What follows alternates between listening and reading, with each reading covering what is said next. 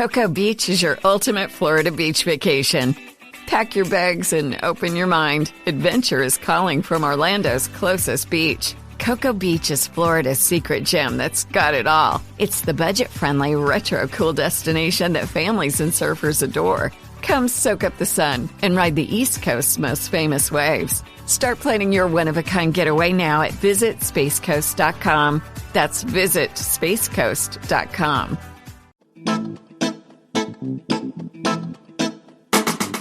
Hello and welcome to History for Weirdos. We're your hosts, Andrew and Stephanie. And each week, we're going to take you on a journey into the strange, obscure, and relentlessly entertaining corners of human history. Now listen up, friends, because it's about to get weird.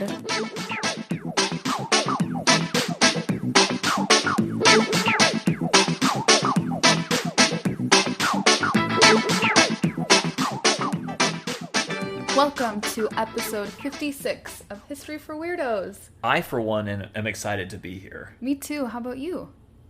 Oh, great. Okay, good. Sorry, that was so dorky. Okay, do you know what's really funny? For a second there, I legit thought I was going to hear a response. Yeah, I'm happy to be here too. Yeah. Well, we are very happy to be here with a new episode for you all. It's Andrew's turn this week. Oh, yeah. So, my love, why don't you tell us, what will you be regaling us with this week? Nice. Straight to the point. I love it. Okay, well, I have something interesting. I've noticed that recently we've done a lot of people, and I wanted to cover a series of events that happened that are that literally change the course of human history and are just utterly bizarre. I like it. Yeah, this has to be probably one of the stranger stories of succession I've ever seen in like a royal or imperial household. Oh. It is odd, to say the least. And you know why that's also very pertinent? Why? Because we started watching House of the Dragon. That's right. Not a plug. We're not getting paid. Oh my god, I wish. I wish. Yeah, God. George R. R. Martin, pay us.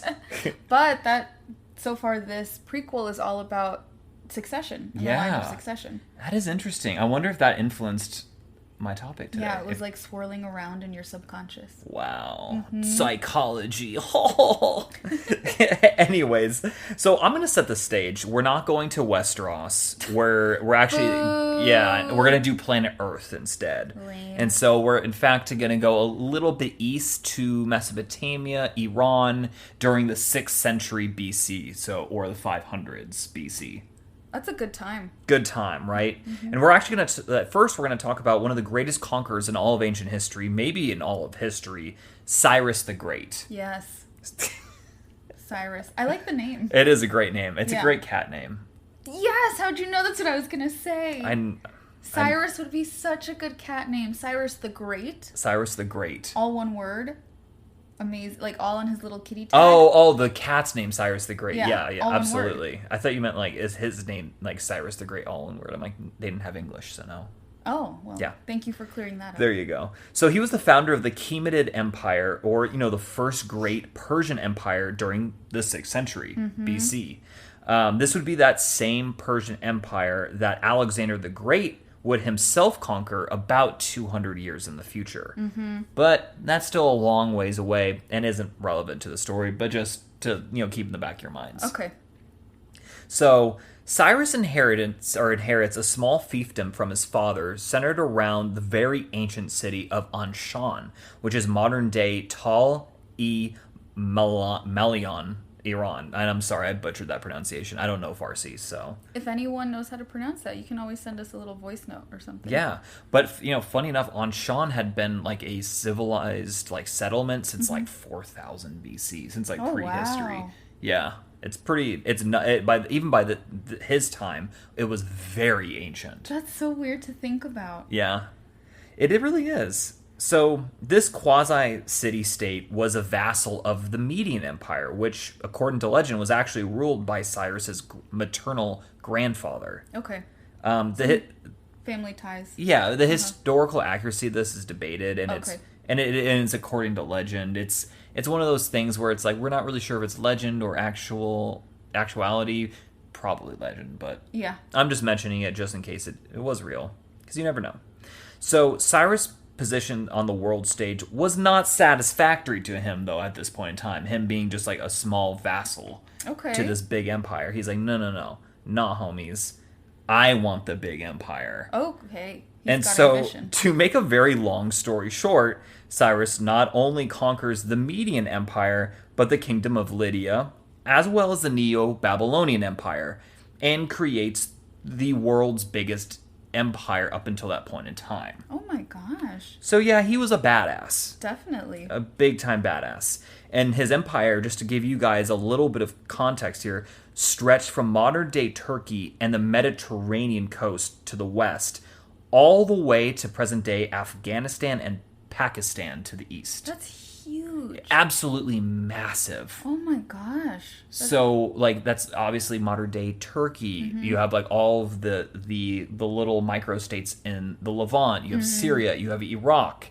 You have, like, Armenia. You have Iran. Afghanistan, yes. Pakistan. Quite a significant amount of territory there. Wow. Yeah. Parts of Saudi Arabia as well.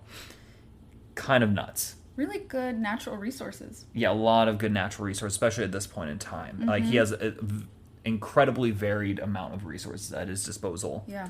And just different, like, cultures. It's really fascinating.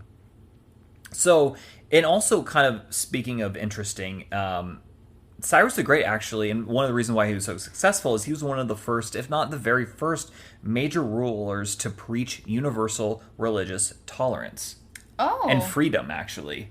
I'm sure, like, we may look at that and be like, well, obviously that's what's best for him because he's ruling over people of varying cultures and religions. But back then, I mean, people didn't care. Right, People would still be like, you have to believe in and worship whatever the king does. Right, exactly. Even just like there was this other great empire about 100 years prior, the Neo-Assyrian Empire, and they were like, the one true God is Asher, and if you don't, like, obey him, like, you're gonna get your eyes gouged out. Mm-hmm. That was more the vibe. That was more yeah, absolutely. They were a little bit on the extreme of, like, craziness. Religious intolerance. Yeah, but Cyrus was, like, almost the polar, I mean, he was, like, the polar opposite. He wanted everyone to be tolerant. Exactly. Wow. And he also, just side note, too, he abhorred slavery, which was Whoa. It just didn't happen. I mean, we could almost have our own episode on Cyrus, but he's not, like, the topic of today's discussion. Just really, like, just framing kind of the discussion, rather. It's making a really good case for me to name our future cat Cyrus the Great. All one word. All one word.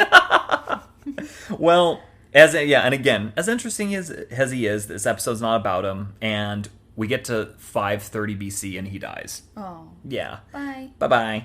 Bye, Cyrus. And he is succeeded by his son, even better name, Cambyses. What? What's up with all these cool names? I know. I don't know, man. Old Persian names, bro. They're amazing. From like 2,500 years ago.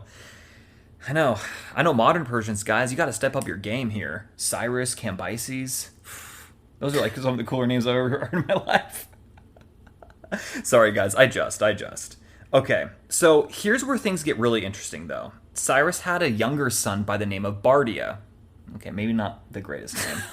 Literally backtracking what we're you just backtracking, yeah. Immediately, I'm already looking dumb. But Cambyses was the king of kings, the great king of the world. And I forgot the old Persian name for it. Forgive me, dear listener. But you get the message. Mm-hmm. He's the guy. Bardia, though, was like the lesser king. Like, okay. He wasn't even technically a king, but he ruled over, like, basically the eastern half of the empire through satrapies. It's really complex. Just know, though, that, like, he had a lot of power in his own right and almost acted as a king, but wasn't actually the king. Okay. So kind of like a crown prince type of vibe, almost. Yeah, he's kind of the crown. Yeah, exactly. Okay. And like, on paper and in actuality, like, he has to defer to Cambyses because Bardia is, like, the younger king, or the younger brother, sorry, and he is, like, completely subordinate. Of course, yeah. Yeah, Cyrus didn't really, like, he was very good, but in succession planning, he was just like, sons get along, and then he died. One of you's the, like, super king, and one of you's kind of like Junior king. Yeah, it doesn't really set them up for success. No. I will say, he did a lot of great things during his time. That was not one of them. If I know anything about brothers in history, I feel like these two are going to want to kill each other at some point. That's a really good guess. We'll get to that in a little bit. So, yeah, this is probably not going to work out. Let's just put it that way. So Cambyses wanted to follow in his father's plan, and he wanted to conquer the last major player left in Mesopotamian politics, Egypt. Everyone loves Egypt. Everyone loves Egypt. Mm-hmm. And it is here, my dear listeners, that we have a little bit of a fork in the road, so to speak. Okay.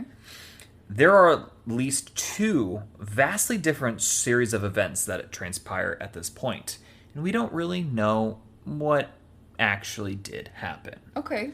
So what I'm going to do is I'm going to focus on the official or traditional history from here on out, and later on I'll give my 2 cents and the 2 cents of modern historical analysis of what happened. Sounds good. Sounds fun, right? Mm-hmm. Okay, so fam, let's get into it. So in either 527 or 526 BC, Cambyses has his brother murdered. Yeah, who called that? Yeah, I know. I love how you said that earlier, and then it's boom. Immediately after. Yeah. Mm-hmm. Why? Well, according to some somewhat contemporary sources of the time, he was a bit of a despot. So, there you have it. Don't really need more than that, I guess. Oh my gosh. So this would hardly be the first or last example of a royal fratricide, but this does give you at least a sense of the man who Cambyses was, or is at least being portrayed as. Yeah. Yeah. So now that he has that little situation out of the way, his brother. Yeah. Cambyses begins his invasion of Egypt in earnest in 525 BC. Mm-hmm. So his forces and Egyptian ones clash at the Battle of Pelusium in the spring of that year. Cambyses' forces prevail over the forces of the Egyptian pharaoh Psamtik III in a bloody massacre. Oof. Also, Psamtik, and that's also spelled Psamtik. Silent P's? Yeah, that's a power move. That's silent P? Yeah, Psamtik. That's a great name also. Wow. These names are just fire this episode. Clearly, we are displeased with our basic names. I know, Andrew and Stephanie. Yeah, I know, seriously. Two very basic names. Two very basic names. I know. Boo. Boo, Mom and Dad. Boo to us, yeah. So, but, I will point out, too, is not super relevant to the story, but really funny, is how he won is kind of interesting. Mm-hmm. So he ordered his forces to put a bunch of cats, as well as dogs and some sheep, onto the front line. No, it's okay, though. Okay. Because these animals were sacred to Egyptians. They would not kill them. Oh. So, the Egyptian forces are just routed because it's you have, these sacred animals, running at you. They're not going to fight, and so they just, hightailed it and ran. Aww. Didn't work out well for the Egyptian forces because they just got massacred, but the animals... The animals survived. No animals were harmed? You can guarantee that? You can guarantee that no animals were harmed. I'm pleading the fifth on that one. So anyways, Cambyses conquers Egypt, further adding yet again more titles to his already impressive array of titles and lands. Yeah. This time Pharaoh, which, in its own right is a pretty big deal, but already he's king of kings, king of the universe, Is that what he called himself? That is, and that actually dates back even well before him, but yeah, that is one of his styles. That's awesome. I think he sounds really, I don't know, he sounds really family oriented so far, and he also sounds really humble. Yes. So I like him. Keep going. Yeah, absolutely. So, while in Egypt, he oversees some religious rituals as the new pharaoh. Except, according to Herodotus and some other ancient authors, he committed absolute atrocities, including looting temples, ridiculing the Egyptian gods, and desecrating royal tombs, as well as mass murder. Just your typical despot. So we can add pious. Pious, absolutely. To his list of attributes. Yes. But the worst offense of this all, you want to hear it? Yeah. He murdered Apis. Who was Apis? I'm glad you asked. Apis was a bull. A bull? A bull. Like Ferdinand the Bull? Yes. Oh, like an actual bull. And yes, a bull was regarded as this particular bull was regarded as sacred because it was the manifestation of the son of the Egyptian god Hathor. Okay, I could see why that's a big deal. Right, it's a really big deal. Mm-hmm. And the ancient Egyptians took their animal worship very seriously. And I'm actually going to come back to this in a little bit, but we're going to put a pin in it for now. Just remember that he murdered Apis. Yeah. So it's around this time that Cambyses also sent a 50,000 strong army to deal with some rebels near the Siwa Oasis in the western desert of Egypt. Okay. Also, if you Google picture of the Siwa Oasis, it still exists to this day, and it's incredibly beautiful, actually. Really? Yeah. You should take me. Yeah, I will. It was also, I think I mentioned that it was Alexander the Great's favorite place in the world. I think you have mentioned that, yeah. Mm-hmm. Or one of his favorite. Mm-hmm. If not his actual favorite. Everybody loves Egypt. Everyone. I know. Mm-hmm. It is really cool. So this army just straight up disappears, though, in a sandstorm. 50,000 people gone. Good times. Oh my god. I will say, though, that also is somewhat legendary and comes from Herodotus, so it's take it with a grain of salt. It could be hyperbolic. Right. Yeah. No pun intended. But how scary to think of, I'm sure thousands at least did die in that sandstorm. That's super absolutely. Scary. Yeah, Mm-hmm. I wouldn't be surprised if he did send out an army and then even they might have gotten massacred by rebels, stuff like that. If no one came back for one reason or another. Exactly. Mm-hmm. There's definitely, it's based in truth. I don't know if that exact thing is the truth, right? Just a completely missing army. But who knows? Maybe it is. We weren't there. Very spooky. Very spooky. So I'm bringing up all of this, the various crimes against the Egyptian people, this lost army, to illustrate the fact that good times were not being had in Egypt at this point in time. Especially by Cambyses. Yeah, I'd say that's a really fair portrayal. Yeah. You've set the scene. Yeah, Cambyses is not receiving a good reputation, despite, conquering the highly prestigious and insanely old kingdom, right? He's not, what? He's not getting a good reputation? You know what? I know, weird, huh? Our family-oriented, humble, pious Cambyses? Yeah, he's just not having the greatest time or reputation. Okay. Yeah. I don't know why, but go on. I know, right? Weird. So, the year 522 BC rolls around, and Cambyses hears of a rebellion brewing back in Persia, the very heartland of his empire. So, naturally, he needed to go take care of that. Yeah. He leaves Egypt for the first and very last time. Oof. A few weeks into his journey back home, he sustains some sort of leg injury. We think sources say on his thigh, and it's unclear how he got them, but nonetheless, his leg turned gangrene. Oh, and that's... Yeah, and he dies. Yeah, I was going to say that's a death sentence. That's a death sentence, especially back then. Yeah. You're dead. So just like that, the second king of kings under the Achaemenid dynasty is no more. So he didn't make it back to Persia? He does not make it back. Whoa. No, so and here's where it gets really weird. And he's killed his brother, Junior King. Or has he? What? So that rebellion that I spoke of earlier, the one that Cambyses died on his way to take care of. Stop it. Take a guess who's leading that.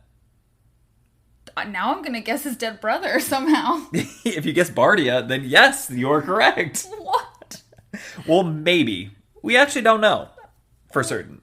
So, okay, go on. Yeah, I think I just need to go on because Yes. your mind's probably just being blown right now. Yes, definitely. Okay. So, and dear listener, at this point, you are probably very confused. I mean, after all, I mentioned that Cambyses had Bardia killed. Yes. So, well, according to our ancient sources, a magus by the name of Gomata was impersonating Bardia. Which time? Is it the dead one or the rebellious one? The rebellious one. Oh, okay. Yes, and guys, I am not making this up. This is just ridiculous.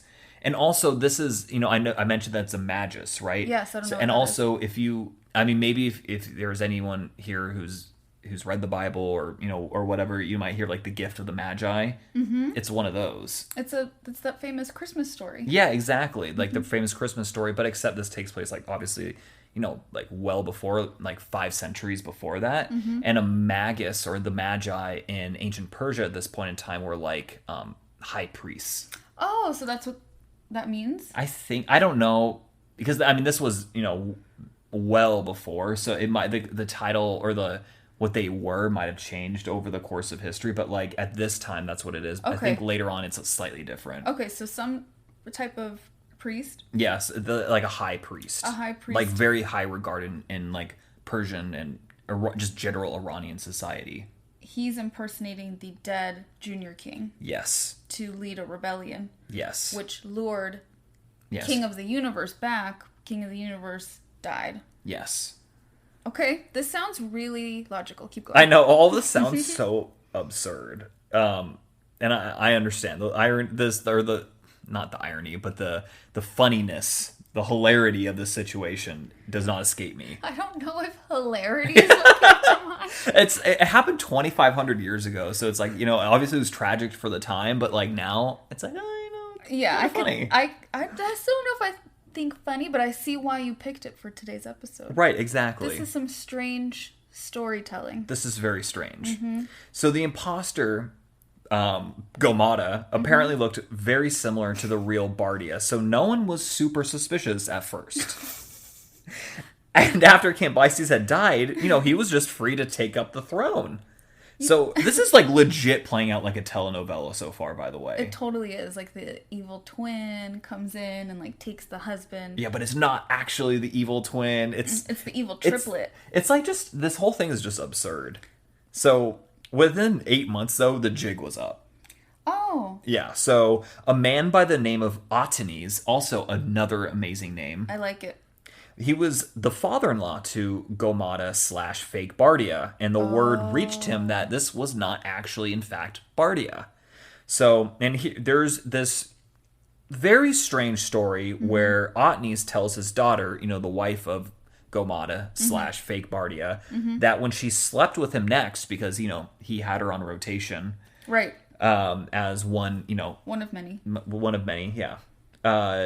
She needed to feel for his ears when he was asleep, because the nobles somehow knew that Gomata was earless and Bardia was not. Wait, did no one notice that this guy didn't have ears? Because apparently he always had hats on and stuff like that. Guys, I swear, like, this is so bizarre, but this is actually like what we know happened. This is the traditional view of what happened. It's like when Clark Kent puts on the glasses. Yes, this is like exactly that. That's amazing. Okay, not exactly that, but also, you know what I mean. How amazing was life before social media, that you could just pretend to be the king because you kind of look like him. Yeah, exactly. You're like, yeah, So, long story short, she felt for his ears once he was asleep, and turned out he was earless, and told her father. Otanes gathered a group of high-ranking officials, and they murdered this pretender. Wow. So Gomata is dead. After some discussion, debate, and even a possible apocryphal story of seeing whose horse would neigh first, not even joking, really, Darius I would ascend to the throne and become the second and last Achaemenid to have the moniker the Great after his name. Or, Darius, that's like the more Latin pronunciation, or it's more like Darius or Darius. It's more like, that's like the anglicized Greek approximation of his name. Okay. Or like the old Persian would have been like Daryavaush. Oh, wow. That's Yeah. pretty too. I know. So this is... Am I correct in thinking that during Alexander's time, there's also a Darius? Yeah, this is Darius the First. That would be Darius the Third. Okay. Yeah, but no, you're right though. Same line too. Okay, that's what I was wondering. Yeah, they're the same line. Yeah, everything after this guy, it's all the same line of people. So Darius's horse neighed first, and he won. Yeah, so they basically the kingdom. story, and there's so many versions of the story too, which makes it even harder. But generally speaking, they kind of gather the next morning after those murders take place, or like shortly thereafter, and they get on their horses, and whoever's horse like kind of rears up and neighs first is like going to be the next king, and it was Darius's. Again, like this is take this with a grain of salt, because this is just absurd. There could also be obvious, like, or not obvious. There could be not obvious to us, like, cultural significance to that, of, right? Like, your horse bucking and neighing. Yeah. That to them would have been like, oh, obviously. Yeah, that exactly. means something good, and to us, we're just like, that's weird. That's true. That is very true. Very interesting. Yeah, like part of Persian culture at this time was influenced by the Scythians, who were like nomadic horse people. So, yeah. Mm-hmm. Yeah. That's a really good framing, I guess. The horses would have been significant to them, I think. Exactly. So, Darius rescues the empire from an undeserving trickster who is the personification of evil and general chaos in the realm. Or so he would have us think. Mm-hmm. So, to recap everything that I have said so far, Cyrus dies, leaves his 2 kids in charge, but Cambyses has, by far the more senior position. Cambyses has his brother Bardia murdered. Gomada pretends to be Bardia, starts a rebellion. Cambyses dies en route to put down the so-called rebellion, and Gomada rules only for 8 months, is found to be a pretender, and killed. That's the traditional view of events. Okay. Remember, I said that we had a fork in the road, remember? So, and actually, even before I get to the other fork, it's this series event is literally transcribed in stone. Okay. Yeah, in fact, you can even read a very dry recounting of the story on the stone called the Behistun inscription. Assuming you can read either Old Persian, Elamite, or Akkadian. I can't. I know. I really wanted to hear what you would say to that. And yeah, so if you guys know, Old Persian, Elamite, or Akkadian, first of all, like how? Second of all, that's amazing. Cool. Yeah, amazing. Third, you probably know about the Behistun inscription. Yeah, you would definitely. So know. yeah, in fact, if you want, if you Google it, it's actually really cool. It's like a relief on a mountain. That's beautiful. Yeah, that's so interesting. It's crazy too. A little bit of a side story by like the 500s and 600s AD. So like at this point, like over like 1,000 years, those Persians, that Persian dynasty had they didn't even know what that was. It was lost to them. So nuts to think how much language evolves, culture evolves. Like that is so humbling to think about. Yeah, because the language that was Akkadian by that time was incredibly old. Elamite was basically extinct, and Old Persian was they never really wrote it before Darius's time. Oh. So it was. I think it died out relatively quickly. That's so interesting. Maybe over the course of a few hundred years, but the great scheme of things, especially compared to Akkadian, that's very quick. Yeah. But yeah, even later on, they thought it was earlier Sassanid. That's the third Great Persian Empire. That they thought it was from the 200s AD. Oh. They didn't realize that it was way older than that. That's so interesting. There was even medieval Christians that knew about this, and they thought it was about Jesus. Of course. Because of course, right? Yeah. But it's 500 years older than that. That's so cool. I know, right? So, however, though, now we're going to go down the other fork here. Okay. Most modern historians seriously doubt that these events transpire the way that they're told. Because history... Sorry, I'm not going to make a joke. History is told by the victors, victor. Right. Yeah, so exactly. They're going to write it in a way that seems flattering to them. Exactly. Always. Because, and also we know, it's almost intuitive, but then we also know that there are anachronisms in this story. Yeah. Mm-hmm. So the first being the character of Cambyses. He may have been kind of a despot. We don't know for certain, right? Right. But we do know certain things, for certain, no pun intended. So earlier I mentioned that he had that sacred bull Apis killed, right? Except in Egyptian records, there is no mentioning of that happening whatsoever. Okay, and if this were such a significant event, someone would have recorded it? Absolutely. Mm-hmm. And they kept absurdly detailed records of this bull. Once this bull had died, they'd select a new one, and so, it was a whole thing. The bull had, the spirit would be reincarnated into a exactly. New okay. Yeah, and so that's how it worked, right? And this was like this lineage went back for like a long time. Oh yeah, they totally would have mentioned if someone murdered. Yeah, exactly. And they didn't even. In fact, when this bull died, they mentioned that what's his face, Cambyses.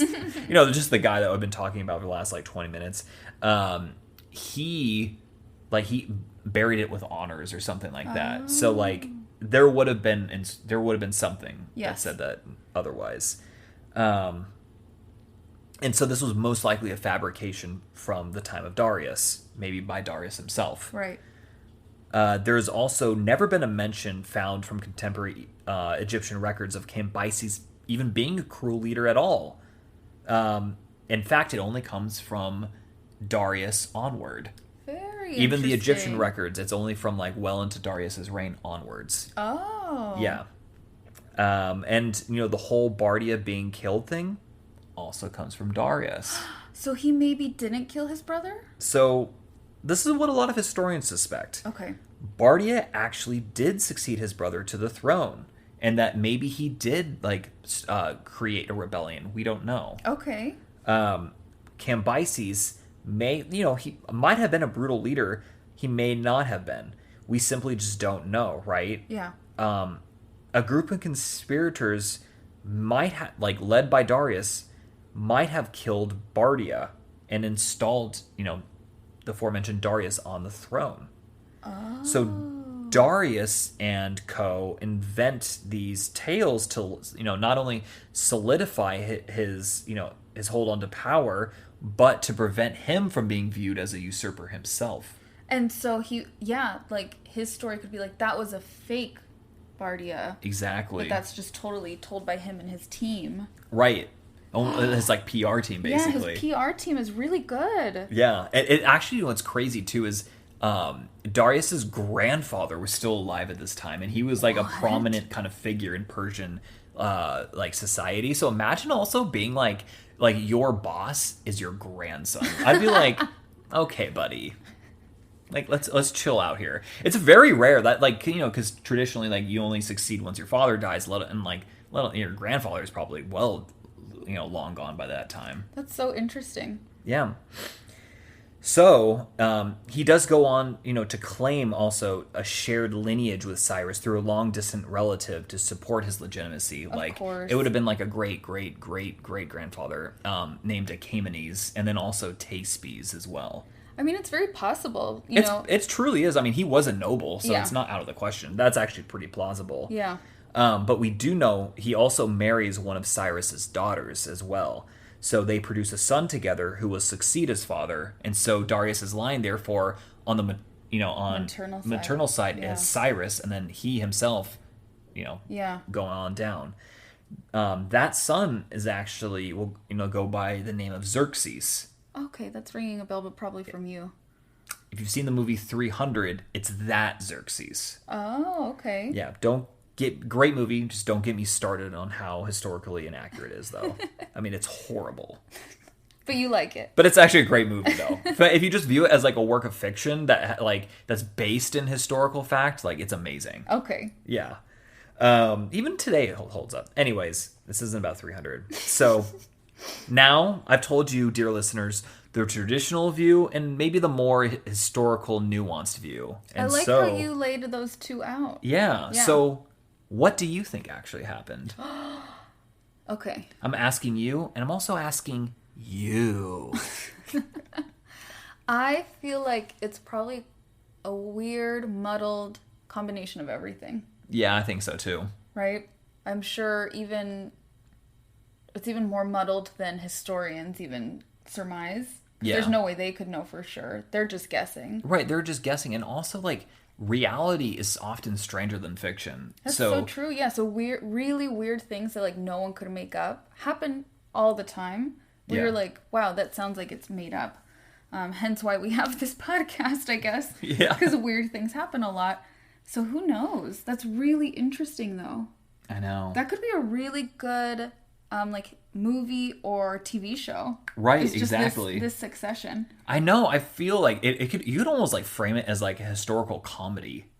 Yeah. Like kind of like Catherine the Great. Yes. That show, if anyone, I don't know if we've talked about it on here before. I'm sure we have.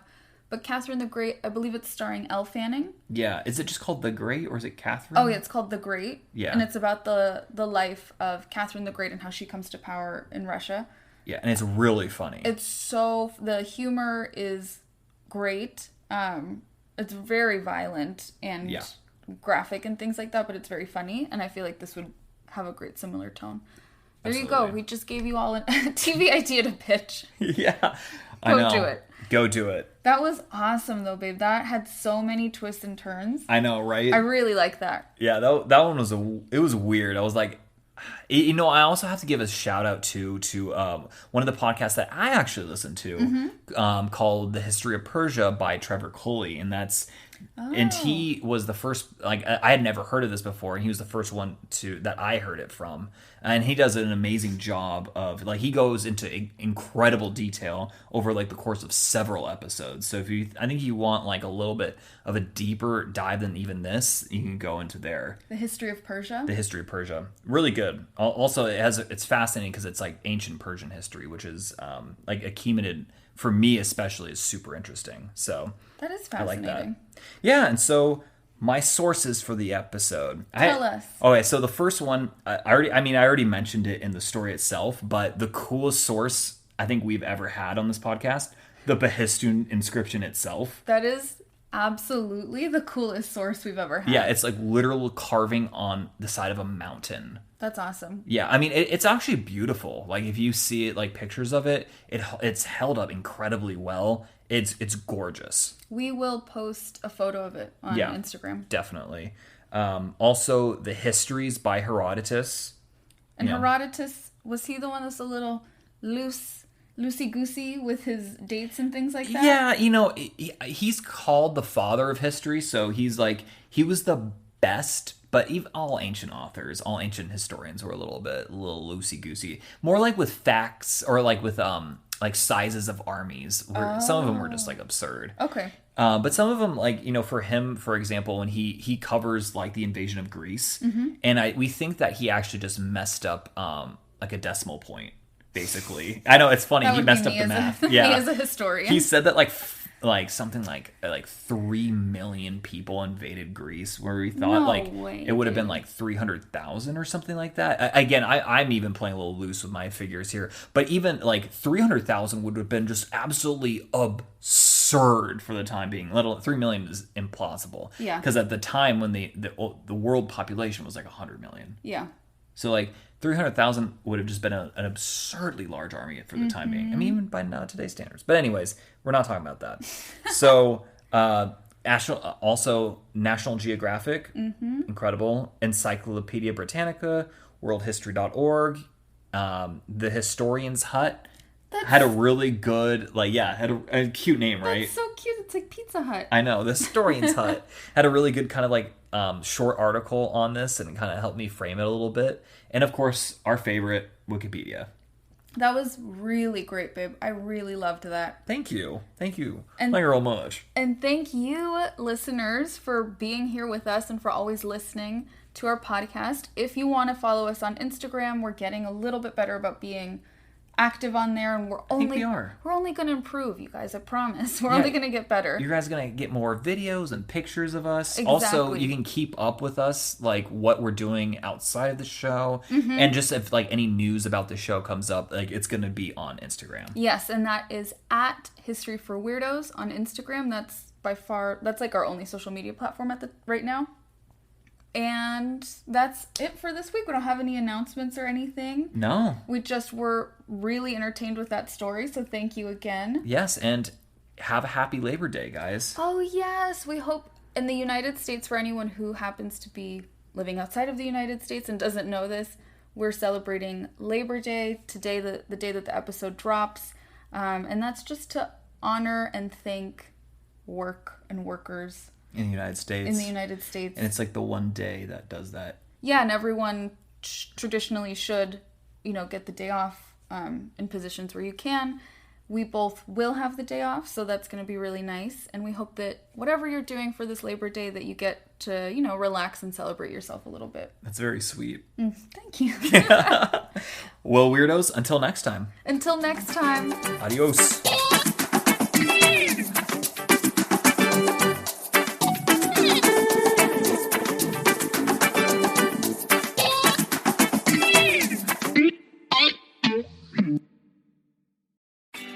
Cocoa Beach is your ultimate Florida beach vacation. Pack your bags and open your mind. Adventure is calling from Orlando's closest beach. Cocoa Beach is Florida's secret gem that's got it all. It's the budget-friendly, retro-cool destination that families and surfers adore. Come soak up the sun and ride the East Coast's most famous waves. Start planning your one-of-a-kind getaway now at visitspacecoast.com. That's visitspacecoast.com. We all know a guy who only occasionally shaves for big occasions, and it's because that occasional shave really hurts. It's the time of year for big occasions, and yet there he is, suffering with that cheap drugstore razor. Let's help him out. Henson Shaving's line of razors, built with aerospace precision, deliver a smooth shave your dad, brother, and even son can enjoy, eventually. With replacement blades just 10 cents each, you'll buy it once, and they'll use it for life. How's that for the perfect gift? Celebrate with 100 free blades on your first purchase, and no subscription headaches. HensonShaving.com/holiday.